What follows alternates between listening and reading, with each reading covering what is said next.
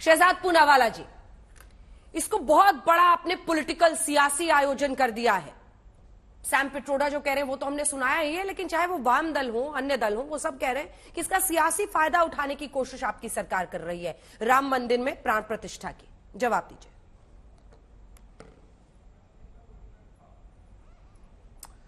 देखिए, स्वाभाविक सी बात है कि जो लोग हमेशा से आजीवन बाबर के प्रशंसक और समर्थक रहे हैं, आज अगर राम मंदिर बन रहा है तो उससे तो उनके पेट में उबाल आएगा ही, उनको दर्द होगा ही। कुछ लोगों का तो इतिहास है कि राम भक्तों पर गोलियां चलाई, कुछ लोगों का राजनीतिक इतिहास है कि वकीलों को बेचकर लटकाने अटकाने भटकाने की पूरी बात की। और आज भी तो जब राम मंदिर में प्रभु श्री राम लला वहां पर विराजमान होंगे तो किस प्रकार की बातें आ रही है। कोई कह रहा है कि देखिए ये राम मंदिर क्यों बन रहा है, कोई कह रहा है कि देखिए किस प्रकार से यहां पर बाबरी को तोड़कर, शफीकुर रहमान ने कहा कि बाबरी को तोड़कर मंदिर बनाया गया, ये इंसानियत के खिलाफ है। कोई तो कह रहा है कि हिंदू धर्म ही धोखा है। और इनके पूरे गठबंधन में लगातार तो ऐसी बातें आ रही है ना। उदयनिधि स्टालिन ने क्या कहा, सनातन समाप्त कर देंगे। फिर उसके बाद प्रियंक खड़गे ने कहा कि सनातन बीमारी की तरह है। हिंदू टेरर से लेकर सैफरन टेरर तक, और राम जी का अस्तित्व नहीं, राम काल्पनिक है। और अभी हाल ही में भी एलन गोवन डीएमके के नेता ने यह कहा है। अच्छा देखिए, बात जो सैम पिट्रोडा ने की, वैसे सैम पिट्रोडा वो नेता है जिन्होंने हुआ तो हुआ कहा था 1984 के नरसंहार के लिए, और पुलवामा के लिए कहा था कि ऐसे छोटे मोटे हमले होते रहते हैं, पूरे पाकिस्तान को कहां दोष दें 8-10 आतंकियों के लिए। तो सैम पिट्रोडा जी ने क्या कहा, उन्होंने कहा कि बेरोजगारी, देखिए वो 3/4 समय तो विदेश में रहते हैं, उनको पता नहीं आज 6 साल में बेरोजगारी सबसे कम स्तर पर 3.2% है। और आज जब राम मंदिर बन रहा है तो क्या हो रहा है, 13 करोड़ लोग गरीबी से बाहर, 7.6% की हमारी ग्रोथ रेट, फास्टेस्ट 5 में आज इकोनॉमी शामिल, G20 जैसा आयोजन, चंद्रयान 3 के माध्यम से चंद्रमा के दक्षिणी ध्रुव पर हमारा तिरंगा लहरा रहा है। और जब यह विवादित ढांचा था तब क्या ग्रोथ रेट थी, 2-3% की growth rate. Foreign exchange reserves कंगाली की ओर चले गए थे, सोना गिरवी रखना पड़ा था। एफडीआई तो किस प्रकार से आता था वो तो हमको पता है, आज हाईएस्ट एफडीआई है। एक्सपोर्ट सबसे न्यूनतम स्तर पर थे, आज हाईएस्ट एक्सपोर्ट्स है। तो मुझे लगता है कम से कम सैम पिट्रोडा, अंकल सैम, जिनका असली नाम वैसे आपको पता है, उनका असली नाम है सत्यनारायण गंगाराम पित्रोदा, यदि वो अपने अंश से, अपने माता पिता के दिए हुए नाम से और अपनी संस्कृति से जुड़ते तो शायद उनकी समझ थोड़ी बेहतर होती। तो मुझे लगता है कि वो तो जिस रोम संस्कृति का परिचय देते हैं अंकल सैम बनकर, आज राम संस्कृति छा रही है तो उनको तकलीफ होना स्वाभाविक है। पॉलिटिकल फायदे पर आपने लेकिन कोई जवाब नहीं दिया। मैं दूसरी बार पुनः कोशिश करूंगी उस पर जवाब लूं, लेकिन अखिलेश प्रताप सिंह जी, आपके पास आते हुए, ये हमने पूरा मैप बनाया है, राहुल गांधी जो ये भारत जोड़ो 2.0 भारत न्याय यात्रा के नाम से करने वाले हैं, जिन राज्यों से वो गुजरेंगे 2019 में, यहां पर कांग्रेस पार्टी को एक बार दिखा दीजिए, 14 सीटें आई थी, 355 सीटें हैं कुल इन राज्यों में। मेघालय से लेकर असम, मणिपुर से शुरू कर रहे हैं वो, वहां से अगर आप उत्तर प्रदेश, मध्य प्रदेश, बंगाल, बिहार, झारखंड, ओडिशा, राजस्थान, उत्तर प्रदेश भी हो रहे हैं वो, उसके बाद नीचे महाराष्ट्र आ रहे हैं, गुजरात जा रहे हैं। 14 सीटें आई थी 355 में से, बाजी पलट जाएगी राहुल जी की यात्रा से, कैसे? देखिए, अभी भाजपा के प्रवक्ता से आपने सवाल किया तो 10 साल की हुकूमत के बाद भी भाजपा के प्रवक्ता को अपने मोदी जी, जिनको विष्णु के अवतार ये लोग बताते हैं, उनकी एक उपलब्धि भी नहीं बता पाए। उपलब्धि है भी नहीं। पूरा देश आज त्राहिमाम कर रहा है मोदी जी के यूं कहिए कोपभाजन बनने से। संसद हो, सड़क हो या सरकार हो, हर जगह अन्याय ही अन्याय है। इस देश को न्याय चाहिए। इस देश के लोगों को, नौजवानों को, किसानों को, मजदूरों को, महिलाओं को न्याय चाहिए। बेरोजगारों को न्याय चाहिए, कारोबार चाहिए, रोजगार चाहिए, स्कूल चाहिए, कॉलेज चाहिए, अस्पताल चाहिए। उस पर नहीं बात होगी। मोदी जी के तमाम भाषण है, बहुत सुना सकता हूं, कई बार मैंने सुनाया है। 2022 में जब 75वां हम आजादी का वर्षगांठ मनाएंगे तो क्या क्या बोला था। 5 ट्रिलियन तो 5 साल पहले हो गया था। तीसरी इकोनॉमी तो 2-3 साल पहले हो गई थी। तो जो दिन भर असत्य बोलते रहते हैं, और भाजपा ही कहां के राम भक्त हैं, ये तो कहीं के राम भक्त नहीं, कभी के राम भक्त नहीं है। इसको भी ये अपना पार्टी कार्यक्रम बना के रखा है। क्या मंदिर पूरा कंप्लीट हो गया? कोई भाजपा का नेता या ट्रस्ट के लोग कह सकते हैं कि 20 जनवरी तक जिस दिन उसमें प्राण प्रतिष्ठा होगी उस दिन मंदिर का संपूर्ण कार्य बंद हो जाए, कंप्लीट हो चुका है? राम जन्मभूमि दिवस के दिन क्यों नहीं? 2 ही महीने बाद चैत महीने में रामनवमी पड़ती है, भगवान राम के जन्म पड़ता है, उस दिन क्यों नहीं? क्योंकि इन्हें राम का नाम भुनाना है। राम भक्त होते तो रामनवमी के दिन करते। तो ये सारी चीजें अपने हिसाब से ये सत्ता पाने का प्रयास कर रहे हैं। लेकिन पता है ये राम जो है बहुत न्यायप्रिय हैं।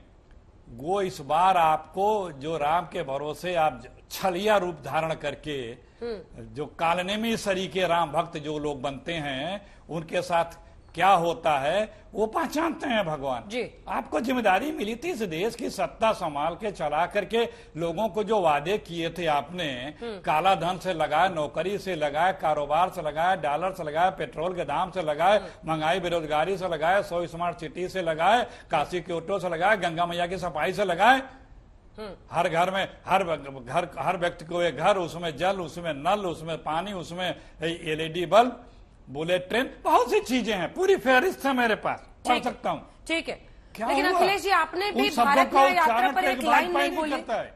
आपने भी भारत न्याय यात्रा पर एक लाइन नहीं बोली। अब इंतजार कीजिए अपनी बारी का। अरे 14 सीटें अरे पिछली बार मैंने- आई थी 355 में। हाँ। मैंने कहा कि संसद हो या सड़क हो या सरकार हो, कहीं न्याय नहीं मिल रही है।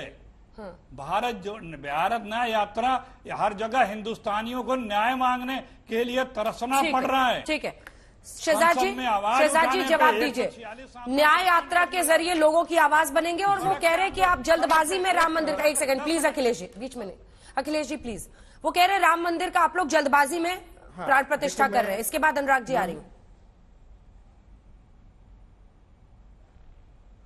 अंजना जी, आज तो मैंने गंगा नहा लिया। मोदी जी को धन्यवाद देना चाहता हूं। मोदी है तो मुमकिन है जिन्होंने कहा राम जी का अस्तित्व नहीं, आज कह रहे कि राम के रामनवमी पर क्यों नहीं उद्घाटन हो रहा। बताइए अंजना जी, बाकी कुछ हुआ हो या ना हुआ हो, ये कांग्रेसी राम जी में विश्वास जताने लगे और राम जी का अस्तित्व है, मतलब कि रोम मानसिकता वाली इनके नेतृत्व पर कितना करारा तमाचा पड़ा है। और अच्छी बात है, ये लोग अपने आप को महात्मा गांधी के अनुयायी कहते हैं। महात्मा गांधी का तो सिद्धांत क्या था? राम राज्य वाला।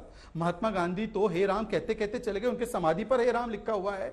मान लीजिए आज महात्मा गांधी जीवित होते तो ये राम के विरोधी जो है उनको भी सांप्रदायिक कह देते। अब भारत जोड़ो, सॉरी, ये न्याय यात्रा पर आते हैं। अंजना जी, ये न्याय यात्रा नहीं है, ये राहुल की 15वीं रीलॉन्च यात्रा है। अब देखिए ना, पूरी भारत जोड़ो यात्रा में जो भी कसर की थी, 11 चुनाव हुए उसके बाद और उसके बीच में, उसमें से कांग्रेस 8 चुनाव हार गई।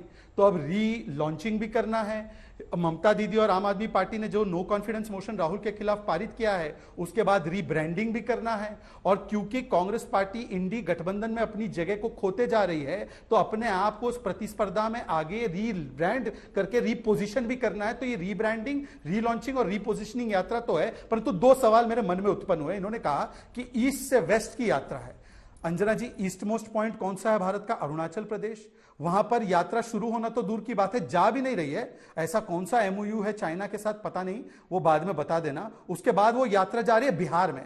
अंजना जी, मैंने आपका वो 10-25-30 सेकंड का वो मोनोलॉग सुना था, मेरे रोंगटे खड़े हो गए। दयानिधि मारन बिहार के लोगों को टॉयलेट साफ करने वाला कहता है। टॉयलेट साफ करने में कोई आपत्ति नहीं, हम तो हर श्रम का सम्मान करते हैं, परंतु उनके लिए न्याय मांगेंगे राहुल गांधी।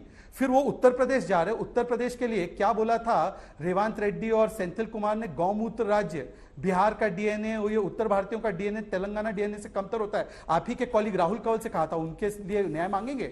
और फिर उसके बाद वो राजस्थान पहुंचेगी, तो राजस्थान में हमारे राजस्थान के भूमिपुत्र, किसान पुत्र जगदीप धनखड़ जी के लिए क्या कहा है इनके नेता ने? उदयभान ने कहा है कि टूटी हुई खाट है। उनके नेता किस प्रकार से मखौल मजाक और पोस्टर शेमिंग कर रहे थे, उनके लिए भी न्याय मांगेंगे। और न्याय की बात कांग्रेस करेगी, जिसने 84 का नरसंहार करवाया हो और उसके बाद 34 साल सज्जन कुमार और जगदीश टाइटलर को बचाया हो, वो न्याय की बात करेगी। परंतु देखिए, टेम्पलेट शायद सेम ही है।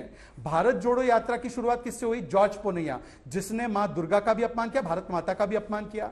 आज वही टेम्पलेट है कि जैसे ये न्याय यात्रा शुरू हो रही है, उससे पहले समाजवादी पार्टी हिंदू धर्म क्या है, धोखा है, धंधा है, कांग्रेस पार्टी के नेता सनातन पर लगातार हमला कर रहे हैं। ये जो अभी मैंने आपको छोटा सा जवाब दे दीजिएगा प्लीज शहजाद जी, टाइम की कमी। गंगाराम पित्रोदा का बयान सुनाया, तो ये लगातार ठीक है, आप रिपीट कर रहे हैं। अखिलेश जी, एक छोटा सा जवाब, इसके बाद अनुराग जी आ रहे हैं। अंजना जी, हाँ अखिलेश जी, अंजना जी, आपने दोबारा पूछा लेकिन कितनी कंगाल बीजेपी पार्टी है कि जो अपने 10 साल के विश्व गुरु की एक उपलब्धि नहीं बता पा रही। विश्व गुरु की, जो विश्व गुरु हैं उनकी एक उपलब्धि नहीं बता पा रही है।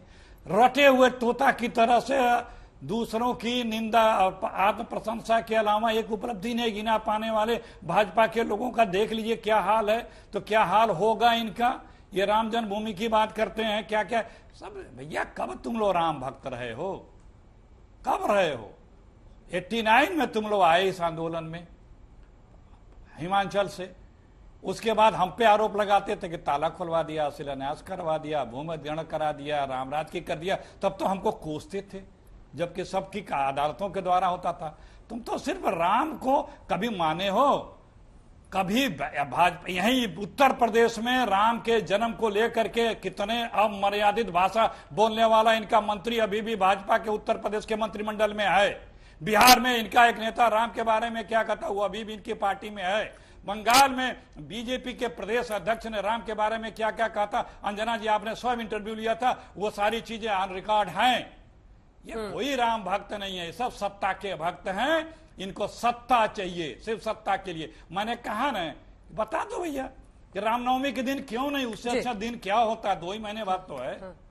एकदम छोटा सा शहजाद जी, नहीं तो आप दोनों का फुटबॉल मैच बन के रह जाएगा। प्रवेश का किस चीजों का एकदम छोटा सा जवाब। वो कह रहे हैं कि राम आप क्यों नहीं, रामनवमी तक क्यों नहीं वेट करते और काम नहीं गिना पा रहे आप। इसके बाद आ रही हूं अनुराग जी। अंजना जी, इस सुंदर अवसर के लिए 500 वर्षों तक कांग्रेस ने रुकाया। अब कांग्रेस कह रही और रुक जाओ। कांग्रेस ने वकील भी भेजकर 70 साल तक लटकाया अटकाया भटकाया। आज कांग्रेस के प्रवक्ता अधिकृत रूप से हिंदुओं को, सुन लीजिए, 90 करोड़ हिंदू, 80-90 करोड़ हिंदू की कांग्रेस अब ये राम मंदिर के उद्घाटन से भी परेशान है। वो कहती है होना ही नहीं चाहिए 22 जनवरी। ठीक है, चलिए अब वापस लौटूंगी तो आप लोग अपनी बात आगे लिए चलिएगा।